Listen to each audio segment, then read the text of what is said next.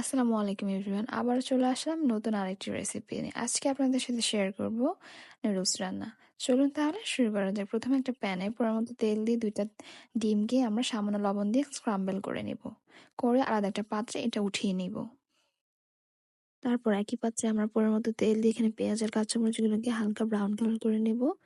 হালকা brown colour হয়ে গেলে এখানে আমরা কেটে রাখা টমেটোগুলো দিয়ে ১ টেবিল চামচ পরিমাণ লবণ দিয়ে টমেটোগুলোকে নেড়েচেড়ে সিদ্ধ করে নেব। লবণটা দিলে কিন্তু টমেটো তাড়াতাড়ি সিদ্ধ হয়ে যাবে। তারপর আমরা এখানে নুডলসের মসলাগুলোকে দিয়ে ভালোভাবে নেড়েচেড়ে দিব যাতে নিচে লেগে না যায়। সবগুলো মসলা আমরা একে একে দিয়ে দিব এখানে।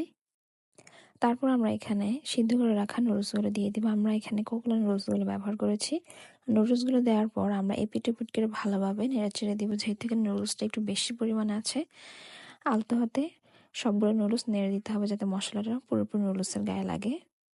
তারপর আমরা এখানে আগে থেকে ভেজে রাখা ডিমগুলোকে আমরা এখানে দিয়ে দিব। ডিমগুলো দিয়ে ভালোভাবে আবার নেড়েচেড়ে দিব।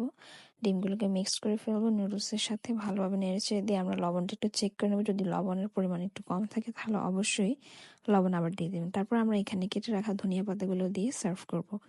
ধনিয়া পাতা দিয়ে আবার একটু নেড়েচেড়ে দেবো, তাহলে ধনিয়ার স্মেলটা খুব ভালো লাগবে, খেতেও মজা লাগবে। আমার আজকের ভিডিও যদি আপনাদের ভালো লাগে তাহলে অবশ্যই একটা লাইক, ফলো আর সাবস্ক্রাইব করতে ভুলবেন না। আপনারা বাসায় এভাবে ট্রাই করবেন। অবশ্যই জানাবেন কেমন হয়েছে। ধন্যবাদ।